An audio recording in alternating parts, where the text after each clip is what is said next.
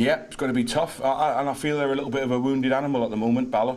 So they're going to be very, very dangerous. You know, they've not had the start they wanted, and you know, with it being on Scorio as well, it's going to be a great game. You know, I'm really looking forward to it because I know it's going to be a test for both teams. Yeah, we're still unbeaten. There's 4 clean sheets, but you know, I don't take a lot from that tonight. Because you know, the expectations are so great at our club now.